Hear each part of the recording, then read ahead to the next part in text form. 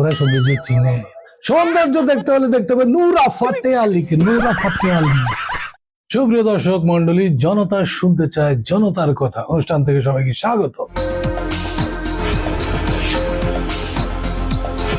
জি দর্শক, আজকে আমরা একটা ভিন্ন টপিক নিয়ে আলোচনা করব এবং আমার সঙ্গে উপস্থিত আছেন স্বনামধন্য ইসলামিক চিন্তাবিদ, স্বঘোষিত বুদ্ধিজীবী।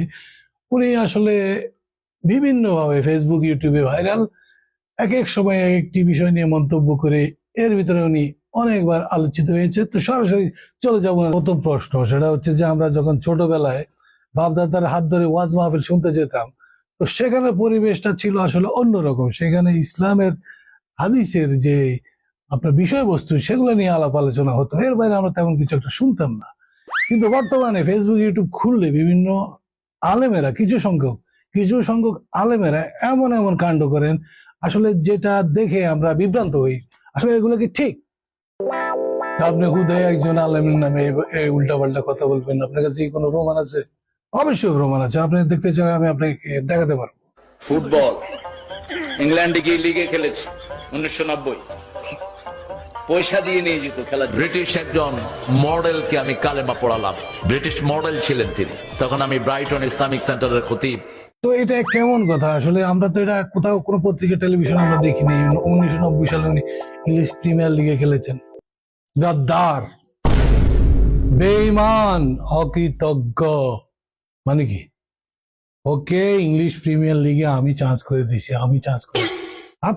আমি যখন বার্সেলোনা মাঠের পাশে একটা মাহফিলে গিয়েছিলাম, সেখানে আসিল রোনালদো, এই যে মেসি, তারপরে এমবাপ্পে, তাদের সঙ্গে পাশে বসে ছিল।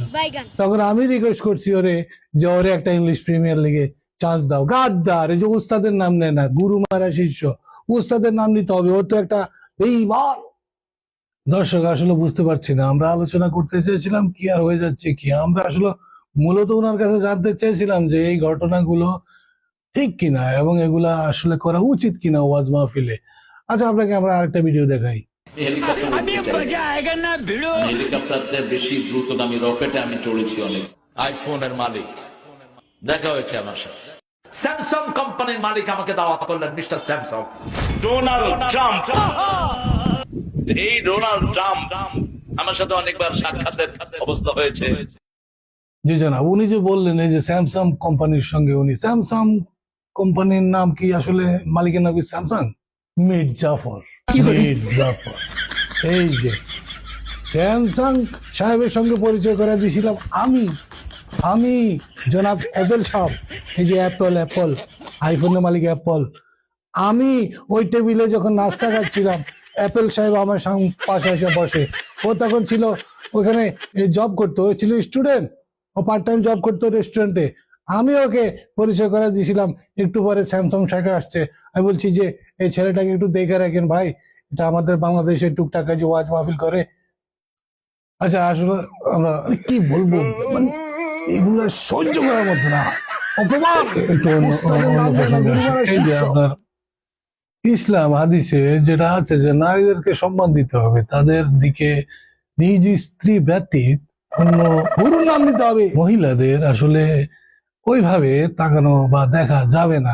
সেখানে ওয়াজ মাহফিলে যদি একজন স্বঘোষিত আলেম যদি ও সৌন্দর্য, তারপরে বডি স্ট্রাকচার এগুলা উল্লেখ করেন, এটা কি আসলে জায়েজ আছে? ওরা সৌন্দর্য চিনে। সৌন্দর্য দেখতে হলে দেখতে হবে নূরা ফাতে আলীকে, নূরা ফাতে আলী। ওর সঙ্গে আমার পরিচয় হয়েছে ব্রাসেল শহরে। ও তখন ক্লাস 5-এ পড়ে। আমি তখন ওইখানে একটা মক্তবে তাদেরকে ছোটখাটো এই টিকাগুলো শিখাতেছিলাম। সেখানে মেয়েটা আসতো, খুবই ভদ্র, তার বয়স হইলো।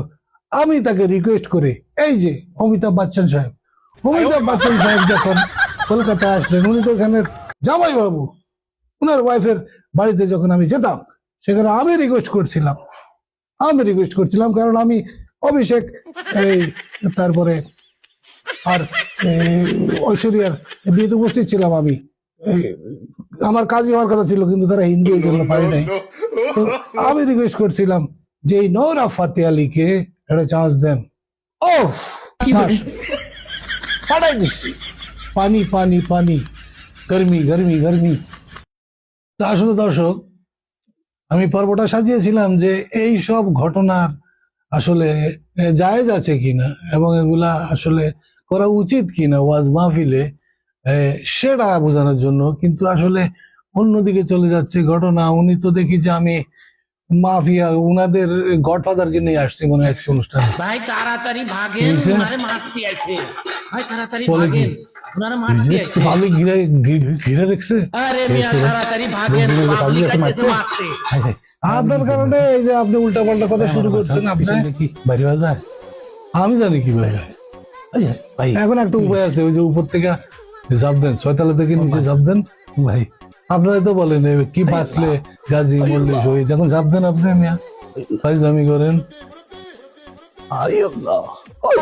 আসলে আজকে আপনাদেরকে আমরা যা বোঝাতে চেয়েছিলাম সেটা বিলকুল বোঝাতে পারিনি। পরবর্তী কোনো পর্বে আবার বিশেষ কোনো ব্যক্তিকে নিয়ে হাজির হব। সেই পর্যন্ত অপেক্ষায় থাকুন, যে কোনো মুহূর্তে উপরে লোকজন আসতে পারে, ওনার সঙ্গে আমি বিপদে পড়বো। ধন্যবাদ।